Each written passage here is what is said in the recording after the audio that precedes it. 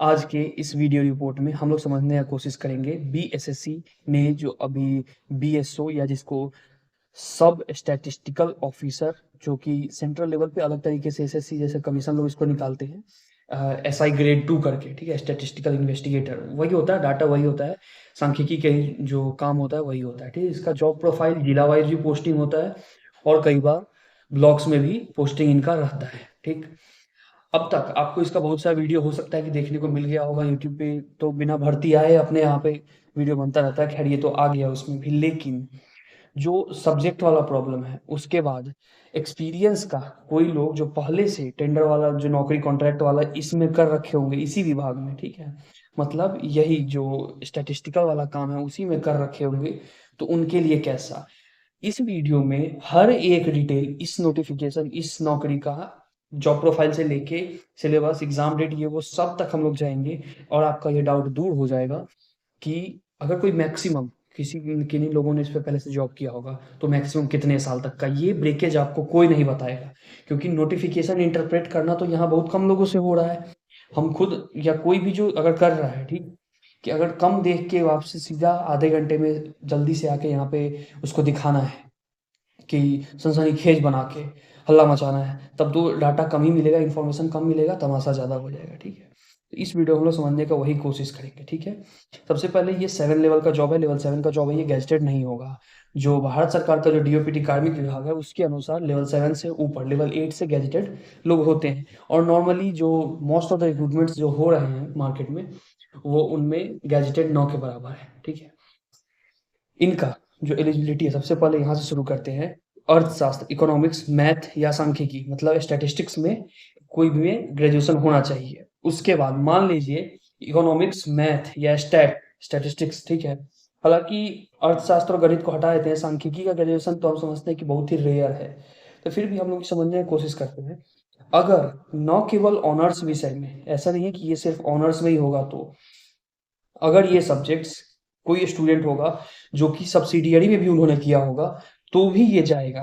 तो मतलब ये होना चाहिए, वहाँ आपका जो डिग्री हो उसमें ये होना चाहिए। अब यहाँ डाउट आता है इंजीनियरिंग वाले स्टूडेंट्स का, ठीक है, इंजीनियरिंग बैकग्राउंड के स्टूडेंट्स में, तो वहाँ पे एक चीज कोशिश कीजिए समझने का, गणित। गणित आप लोग के जो मतलब उस स्ट्रीम में होता है डिस्क्रीट मैथमेटिक्स इस सब तरीके से करके, ठीक है, डिस्क्रीट मैथमेटिक्स के नाम से आता है, या कुछ और भी कई बार अलग अलग सेमेस्टर में इसको देखने को मिलता है, ठीक है। तो इस तरह, और ये होगा कि नहीं होगा वो इंजीनियरिंग वाले लगा सकते हैं कि नहीं लगा सकते हैं, इसका सब्सिडियरी के हिसाब से हाँ है जवाब, लेकिन जो फाइनल जब ये 1 अप्रैल से इसका अप्लाई शुरू होगा, 1 अप्रैल से 19 अप्रैल तक, 19 अप्रैल तक पेमेंट चलेगा और 2 दिन और बाकी रहेगा, पेमेंट जिनका हो जाएगा 19 तक वो 21 तक अप्लाई कर सकते हैं।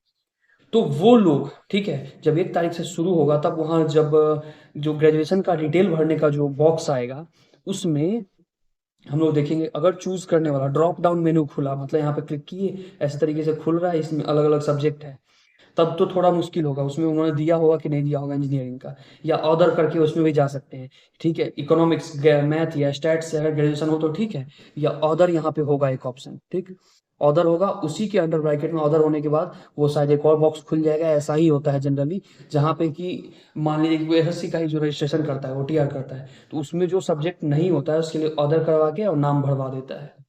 ये हुआ अगर चूज करने का ऑप्शन आया तो, ठीक है। ये आपको कोई नहीं बताएगा पूरे यूट्यूब में, ये कहीं पे आपको नहीं मिलेगा कि इस तरीके का पॉसिबिलिटी है, क्योंकि अभी तक यूआरएल खुला नहीं है, एप्लीकेशन का जो है इंटरफेस आया नहीं है कि होगा कैसे, फॉर्म जाएगा कैसे, उसका चैनल बाय चैनल क्या होगा, वो हम आपको एनालाइज करके बता रहे हैं, क्योंकि ऐसा ही होता है, हम इन चीजों को बहुत नजदीक से देख रखे हैं, हम इनको करते हैं बाय हार्ट, ठीक है। इफ नहीं, अगर ड्रॉप डाउन मेन्यू चूज करने का नहीं आया तो फिल करने का आएगा, तब और भी अच्छा बात है। अब वो कैसे अच्छा बात है, तब सीधा क्या हो जाएगा, एक बॉक्स बनेगा, उसमें जो भी ग्रेजुएशन का सब्जेक्ट होगा उसका नाम लिखने को आएगा, आपके स्ट्रीम का नाम लिखने को आएगा, तो ये वहां से हो सकता है, ठीक। तब तक के लिए आप चैनल के साथ जुड़ जाएं, टेलीग्राम अपना चैनल अबाउट में होगा या डिस्क्रिप्शन में, वहां पे आप उसको जुड़ जाएंगे, वो सारी चीजें वहां बताई जाती है समय पे।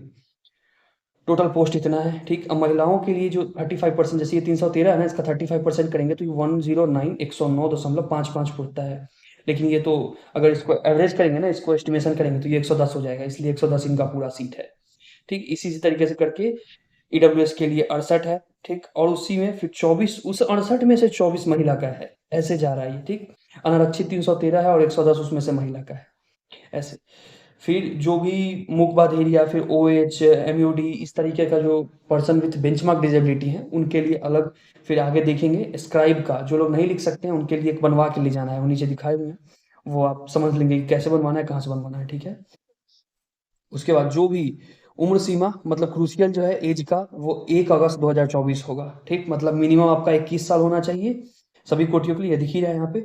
उसके बाद मैक्सिमम कैटेगरी वाइज जो है ऐसे है, अनारक्षित जो मेल है उनके लिए 37 है, फिर इसी तरीके से करके SC ST तक का सबका दिया हुआ है, ठीक। उसके बाद नोटिफिकेशन को समझना बहुत ज़्यादा ज़रूरी है, ताकि हम लोग वो गलती ना करके बैठ जाएँ जो हर बार हो जाता है, ठीक। उसके बाद एक बहुत बड़ा बात सुन लें कि अभी तक के सूचना के अनुसार ये फॉर्म एडिट नहीं होगा। एक बार आप अप्लाई कर देंगे, 540 का पेमेंट कर देंगे, उसके बाद ये एडिट नहीं होगा। लेकिन इसीलिए हम लोग को इन चीज़ों को समझने का ज़रूरत है। मैट्रिकुलेशन या उसके बराबर का जो सर्टिफिकेट होगा, उसमें जो DOB आपका रहेगा वही मान्य होगा, ठीक। उसके बाद ये जो कुछ नियमावली है इस विभाग का, अवर सांख्यिकी मतलब सब स्टैटिस्टिकल का, ठीक है। उसके आलोक में जो लोग भी इस विभाग में, ठीक, पहले से कॉन्ट्रैक्ट पे नौकरी किए होंगे, उनको 31 मार्च 2025 उनका क्रूशियल डेट होगा, मतलब इस डेट तक भी वो काम कर रहे होंगे अगर नौकरी, तो उनका एक्सपीरियंस गिनाएगा। लेकिन अभी आगे हम बताएंगे इसी वीडियो में कि कितने साल तक का मैक्सिमम आप ले सकते हैं। इस पूरी वीडियो यूट्यूब में आपको कोई नहीं बताएगा कि एक्सपीरियंस कितने साल का मैक्सिमम लग सकता है, ठीक है। उसके बाद कार्मिक और सुधार विभाग जो मतलब DOPT जो सेंटर में होती है, उसी तरीके से यहाँ भी एक कार्मिक विभाग होता है जो लोगों की बहाली करता है, ठीक है। इवन जो यूनियन पब्लिक से जो IAS बहाल होते हैं, उन्हें भी DOPT ही बहाल करता है, भर्ती वही करता है, department of personal and training, ठीक है, NNEL वाला। तो यहाँ भी एक अपने राज्य सरकार की कार्मिक विभाग है, उन्होंने बोला कि इस परीक्षा में कोई भी मतलब जो मैक्सिमम लिमिट जो होता है कि हाँ इतना ही बार अटेम्प्ट कर सकते हैं, वो नहीं होगा। इसमें कोई भी कितनी बार भी बैठ सकता है, उनका फर्क नहीं पड़ता है कि उनका कितना नंबर का एग्जाम होगा, ठीक है। ये चीज़ है। फिर वही कुछ बातें हैं कि सब किस तरीके से नियमावली से चलेगा, वही सब नॉर्मल कुछ कुछ बात लिखा हुआ है, ठीक है। कि जैसे दिव्यांगों के लिए PWBD के लिए कितना दिन का छूट है, ये सब, ठीक है। NCC के लिए लॉ दिया हुआ है, हालांकि इस सप्ताह कैंडिडेट्स बहुत कम होते हैं इसमें, फिर भी देख लेना है, ठीक है। ESM जो भूतपूर्व सैनिक होंगे उनके लिए ये सब है, ठीक है। उसके बाद यहाँ से लेके पूरा ये नियम वही है कि अगर कोई भी सैन्य सेवा से मुक्त हुए होंगे तो उनको अपना पेपर बनवा के दिखाना होगा कि मेरा इतना दिन का ड्यूटी है, उस तरीके से, ठीक है। अब चयन का प्रक्रिया क्या होगा? लिखित परीक्षा मैक्सिमम 75 नंबर का होगा, ठीक है। उसके बाद 25 मैक्सिमम मार्क्स का एक्सपीरियंस होगा। अब एक्सपीरियंस 1 साल के लिए मिलेगा 5 अंक, ठीक। अब मैक्सिमम 25 अंक, तो मतलब 25 को भाग दिए 5 से, मैक्सिमम 5 साल का किसी भी का भी एक्सपीरियंस काउंट होगा। ये चीज बहुत ज्यादा जरूरी है। फिर ये टोटल अंक हो जाता है 100, इसके हिसाब से आपका बनेगा मेरिट, ठीक है। उसके बाद कोई भी जो आप नंबर लाएंगे उसको 0.75 से गुना करके, ठीक है। और परीक्षा में आप कितना नंबर लाते हैं उसको डिवाइड करेगा कुल अंक से, मतलब 100 से। मतलब आप इन 75 और 25 में अगर आप नहीं हैं एक्सपीरियंस वाले, बिना मतलब डायरेक्ट कैंडिडेट हैं, तो सिर्फ 75 में से उसको टोटल मार्क्स मतलब 100 से डिवाइड करके इनटू करेगा 75 से। इनडायरेक्टली मतलब जो भी आप नंबर लाएंगे उसको 0.75 से मल्टीप्लाई करने के बाद जो फाइनल मार्क्स आएगा वो आपका मार्क्स होगा। ये बहुत ज़्यादा समझने की जरूरत है, ठीक है। उसके बाद चाहे तो आप वीडियो को पीछे के देख सकते हैं। जो इसका क्वेश्चन होगा वो बिल्कुल MCQ वाला होगा, 150 सवाल होगा, एक के लिए सही नंबर 4 दिया जाएगा, गलत हो जाने पे आपको 1 नंबर कटेगा, ठीक है। मतलब ये 25% का नेगेटिव मार्किंग है, 1/4 का। ये उतना भी बुरा नहीं है, ठीक है। ये उतना भी बुरा नहीं है, यहाँ तो 1/3 तक का चल रहा है, ठीक है। कई सारे कमीशन है, 1/3 तक का चला रहा है। पूरा टाइम 2 घंटा 15 मिनट होगा, ठीक है। उसके बाद जन्म तिथि के आधार पर अधिक, हाँ अगर टाई हो जाता है, किसी दो का नंबर मैच कर जाता है, तो जिसका एज ज़्यादा होगा उसको मिलेगा नौकरी, ठीक है, उसको पोस्ट मिलेगा। इस तरीके से न्यूनतम जो मिनिमम कैटेगरी वाइज है इतना नंबर आपको लाना होगा, ठीक। तो ये फीस है। जो भी UR, फिर से पिछड़ा वर्ग, उनका 540 रुपये है, ठीक है। और इसी तरीके से धीरे धीरे कैटेगरी वाइज घटते जा रहा है। फिर बाहर के कैटेगरी स्टेट का भी जो है वो 540 रुपये। ये गलत चीज़ है, कम से कम बिहार स्टेट के लोगों को एप्लीकेशन फॉर्म में तो रिबेट मिलना चाहिए ना, कम से कम ये तो हो। जब यहाँ की गवर्नमेंट डोमिसाइल जैसा चीज़ सुनने को तैयार नहीं है तो इनको ये तो सुनना चाहिए ना, ये चीज़ है। उसके बाद ये वस्तुनिष्ठ होगा, ठीक है, एमसीक्यू का एग्जाम होगा। आएगा क्या क्या एग्जाम में? जीए आएगा, सामान्य अध्ययन, फिर जनरल साइंस और मैथ आएगा, फिर रीजनिंग आएगा, मेंटल एबिलिटी, लॉजिक है ना, जो भी नॉर्मल नॉर्मल सवाल होगा, इससे कुछ अजूबा नहीं होगा रीजनिंग का, ठीक है। तो पीटी का सवाल कुछ इस तरीके से होगा, ठीक है, कि जो भी आसपास में घटनाएं हो रही है उनके बारे में, भारत इसके पड़ोसी देश, कोई भी जो सवाल आप देखेंगे ना बिहार का, इवन बीएसएससी सेकेंड इंटर का, अगर किसी ने नोटिफिकेशन पढ़ा होगा, उसके भी नोटिफिकेशन में जो सामान्य अध्ययन था उसका ऐसा ही कुछ लिखा हुआ था कि आपके आपके आस पड़ोस के देशों में जो हो रहा है उसके बारे में। भगवान न करे कि भूटान के बारे में पूछ ले, ठीक है, भूटान को तो क्या ही बताते होंगे लोग। उसके बाद समसामयिक करंट अफेयर में वही किसको अवार्ड मिल गया साइंस के क्षेत्र में, नोबेल प्राइज रट लेना है, ये सब है, अच्छा तरीके से हो जाएगा, ठीक है। फिर पुस्तक रिसेंट में मान लीजिए कि कुछ बुक फेमस हो जाता है, मान लीजिए कि शशि थरूर ने लिख दिया अम्बेडकर अलाइव, इस तरीके से करके, ठीक है। ये जो चीज है ना, इस रिसेंट जो फेमस बुक होते हैं उनके बारे में, पुराना में गीत गोविंद, इस तरीके के जो कालिदास का लिखा हुआ किताब सब है, वो सब जो प्रसिद्ध लेखक उस समय थे और जो अभी कोई आ रहा है बहुत ज्यादा फेमस हो जा रहा है उसके बारे में, ठीक है। खेल खिलाड़ी, मान लीजिए आईसीसी चैंपियंस ट्रॉफी जीता है, ठीक है, आपसे होस्ट पूछ सकता है, सबको पता है कौन होस्ट था, ठीक है, जिनका विन हो गया।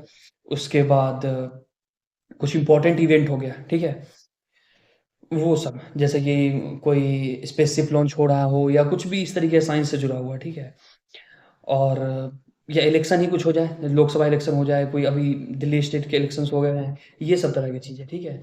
फिर अपने आस-पड़ोस के देशों में पंचायती राज, ये जो भी सामुदायिक मतलब कम्युनिटी डेवलपमेंट प्रोग्राम है, आप लोग देख रहे हैं ना, इकोनॉमिक्स का ये सवाल है, ये एग्ज़ाम कैसा है, इसलिए ये कम्युनिटी डेवलपमेंट का पूछ रहा है। सीडीपी बहुत ज़्यादा ज़रूरी चीज़ है। पंचवर्षीय योजना मतलब फेवरेट है कमीशन का, ये तो हम सब जानते हैं, ठीक है। कम से कम हेरल्ड डोमर और पीसी मान लो 20, और फिर बाद वाले में किसने क्या किया, कब बाहर से इनपुट लिया गया, किस वाले पंचवर्षीय में ग्रीन रिवॉल्यूशन किया गया, ये सब तरह का चीज़ इंपॉर्टेंट हो जाता है। राष्ट्रीय आंदोलन में बिहार का योगदान, कुंवर बाबू को हम लोग जानते ही हैं, ग्रेट हार्ट थे, और उनकी योगदानों से रिलेटेड जो भी है, उनके भाई अमर सिंह हो गए, और उन्हीं के आसपास घूमते हुए बिहार की क्रांति जो है वो अपना नाम दर्ज करवाती है। बेसिकली 1857 में हम लोग का भागीदारी था, ये सब चीज़ें, ठीक है। फिर जो सामान्य विज्ञान और गणित होगा, ये मैट्रिक स्तर का होगा, इसके लिए आप लोग को काफ़ी अच्छा चीज़ है कि ठीक ही है ना, तो 9th का आप एनसीईआरटी उठाएँगे साइंस और उसको जाएँगे पढ़।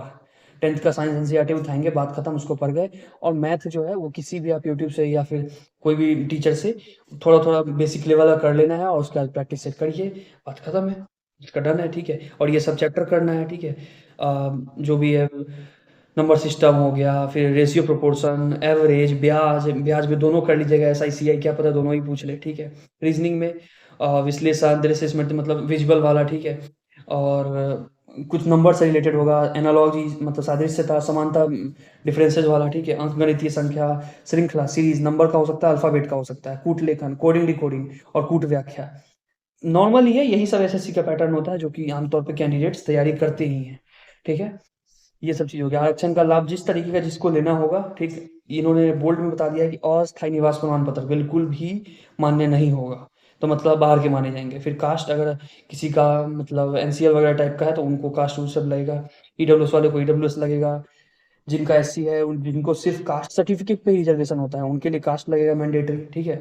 ये सब वीडियो थोड़ा लंबा हुआ है, लेकिन हर चीज को हम अपने भरसक एनालाइज करके वीडियो को लाए हैं ताकि आपके लिए ज्यादा परेशानी न रहे। हम बताएं कि एक्सपीरियंस मैक्सिमम कितने साल का जाएगा, क्या आप अप्लाई कर सकते हैं दूसरे बैकग्राउंड से होने पे, क्योंकि ये जो मैथ तक तो समझ में आता है, इकोनॉमिक्स भी एक बार के लिए ठीक ठाक है, क्योंकि मेरे कुछ दोस्त हैं जो कि कॉमर्स से पढ़े, एक आध दो है जो कि इकोनॉमिक्स से, स्टैटिस्टिक्स वाला तो हम कभी नौ के बराबर भी सुनते हैं। तो आपके अगर सब्सिडियरी में भी है ये सब्जेक्ट्स तो काम हो जाएगा, ठीक है। उसको सिर्फ दिखना चाहिए कि इन्होंने इस सब्जेक्ट को पढ़ा है, ठीक है। अब दिव्यांगता प्रमाण पत्र जो भी ये वाला है, जो लास्ट में जो आपको स्क्राइब के लिए, ठीक है, जो आपका person with bench mark disability है तो उनको चाहिए होगा साथ में कोई लिखने वाला, तो उनको जो ये बनवा के ले जाना होगा ना अपने शहर के सीएमओ से, ठीक है, चीफ मेडिकल ऑफिसर, सीएमओ, उनसे ये अंडरसाइंड होना चाहिए, मतलब ये आपके सदर अस्पताल जो भी जिला में होते हैं सरकारी अस्पताल, वहां से आपको ये सब बनेगा, ठीक है। क्योंकि आजकल थोड़ा लोग वो खेडकर के बाद तो लोग धोखाधड़ी भी करते हैं ना, इसलिए सरकार काफ़ी सचेत तरीके से काम कर रही है। दिव्यांग अभ्यर्थी जो है अपना श्रुति लेख के लिए उनके लिए भी शपथ पत्र देना होगा कि हाँ, मैं अमुक जो भी मेरा नाम है, फिर जो भी आपका कैटेगरी मान लीजिए एमयूडी का होगा या ओएच का होगा या एचएच का होगा, मुख बधिर या कुछ इस तरीके से। तो आप उन्हें देंगे इसमें अपना रोल नंबर सब, और घोषणा करना इसलिए ज़रूरी है क्योंकि कुछ गलत कैंडिडेट घुस जाते हैं तो उससे आप ही लोगों को परेशानी होगा, कट ऑफ बढ़ जाएगी, ये वो परेशानी, ठीक है। नोटिफिकेशन इसलिए भी ज़रूरी है, वीडियो इसलिए भी ज़रूरी है क्योंकि ज़्यादातर जो कैंडिडेट होंगे वो डायरेक्ट वाले ही होंगे, ठीक है। कहीं पे भी नौकरी पहले से मिला हुआ ना के बराबर इसमें मतलब 2% लोग होंगे, बाकी तो लोग डायरेक्ट कैंडिडेट्स ही जाएंगे, ठीक है। एग्ज़ाम ऑनलाइन भी हो सकता है, ऑफलाइन भी हो सकता है। अभी उन्होंने कुछ नहीं किया है क्लियर, क्योंकि बीएसएससी में जो उनको सेकेंड इंटर लेवल में जो परेशानी हुआ है उसके बाद से वो इस तरीके से काम कर रहे हैं, अपना बता रहे हैं, ठीक है। एक एग्ज़ाम का उन्होंने कुछ बताया नहीं और दूसरा नोटिफिकेशन दे देना है। खैर देखते हैं, शायद इस लोग का एग्ज़ाम हो ही जाए समय पे, पोस्ट काफ़ी कम है, इतना मुश्किल नहीं होगा, ठीक है। ये सब चीज़ रहा। उसके बाद किसी को आपको अगर कोई भी सवाल आता है तो आप उसको काइंडली कमेंट में ड्रॉप कर दें, ठीक है। और उसका जवाब दे दिया जाएगा by the best of my knowledge. हम बिना इसको ये चीज़ किए हुए हम बता देंगे आप लोगों को, ठीक है। उसके बाद घोषणा मतलब वो चाहते हैं कि आप नोटिफिकेशन पूरे अच्छे तरीके से पढ़ लें। हाँ, लाइव फोटो अपलोड करना है तो आप लोग अच्छे से कोशिश करेंगे, एक सफ़ेद गमछा को लेके पीछे लगा देंगे। मोबाइल फ़ोन या कोई टैबलेट, कोई लैपटॉप होगा जो कि आस पड़ोस में भी दोस्तों का होगा तो अच्छे से लेके उसको फ़ोटो लाइट के पीछे आप रहें। अगर लाइट सामने से आ रहा हो तो उधर से मोबाइल लगाएं, तब फ़ोटो अच्छा आएगा। ये नहीं कि लाइट इधर आ रहा है, अभी इधर खड़े हो गए, वो अंधेरा हो जाएगा। ये सब कुछ बातें जो कि ध्यान रखनी चाहिए, वरना क्या मतलब फ़ायदा है, क्या एप्लीकेशन दे रहे हैं वो बेकार हो जाए फिर, ठीक है। वो रिजेक्ट कर देंगे वो लोग, ठीक। सर्टिफिकेट सब यही लगेगा, मैट्रिक का जो मार्कशीट होगा, फिर ओरिजिनल सर्टिफिकेट। अगर आपने कभी एक्सपीरियंस का जो दावा कर रहे हैं वहाँ पे असिस्टेंट वाला, वो इसी डिपार्टमेंट का जॉब, तो उसके लिए एक्सपीरियंस सर्टिफिकेट वो इसी विभाग से बनवाना है, ठीक है। वो इन्होंने लिखा है जो निदेशक डायरेक्टर अर्थ एवं सांख्यिकी मतलब economy and statistics directorate Bihar Patna, यही होंगे इसके कॉम्पिटेंट अथॉरिटी। ये चीज़ है। कार्यानुभव प्रमाण पत्र हेतु 31 मार्च 2025 तक आप दे सकते हैं। धन्यवाद सभी को, आप इस वीडियो यहाँ तक आए, अगर नहीं आए हैं तो भी कोई बात नहीं है। और होली की हार्दिक शुभकामनाएं। हम लोग ये चाहते हैं कि हम सबका जो परिवार है, जो पूरा साल है वो खुश बीते। और जो भी कोई सवाल हो इस भर्ती से रिलेटेड वो आप काइंडली वीडियो में ड्रॉप कर देंगे कमेंट में। आगे आने वाले समय में 2-3 वीडियो आ रहा है, जो कि एक और बीटीएससी का जो भर्ती आया है बिहार के सरकारी अस्पतालों का, वो आ रहा है, ठीक है। उसके बाद जो यूपीएससी सीएपीएफ में जो लैंग्वेज चेंज हुआ है उसके में बना देंगे, और एक सिपाही भर्ती वाले में भी जो एनालाइजेशन है जो ज़रूरी है वो कर देंगे। धन्यवाद। और टेलीग्राम सब लोग जरूर जुड़े, चैनल अबाउट में मिलेगा, उससे जुड़ जाए, यही यूज़र नेम है उसका भी, ठीक है। यही यूज़र नेम है जो चैनल का यूज़र नेम है, द पेज है, आप सर्च करेंगे आपको मिल जाएगा वहाँ पर नोटिफिकेशन। प्रीवियस ईयर जो अभी करंट अफेयर में बीत रहा है वो समय पे, मतलब अभी मान लीजिए कि प्राइम मिनिस्टर किसी नेशन में पहुँचेंगे, पहुँचने से पहले भी बता दिया जाता है ताकि आप रिलेट कर पाए। मॉरिशस गए, उनका नेशनल डे आया है, ठीक है, वहाँ पे इनको कौन सा मिला है, great order of the Nile इनको मिला था इजिप्ट में, तो इन सबसे सवाल बना था। कोई सिविलियन ऑर्डर इनको अपना हाईएस्ट बिस्टो कर रहा है अपने पीएम को, तो उससे सवाल बनेगा, अच्छे कमीशन पूछते हैं, ठीक है। धन्यवाद फिर से, और त्योहारी की शुभकामनाएं।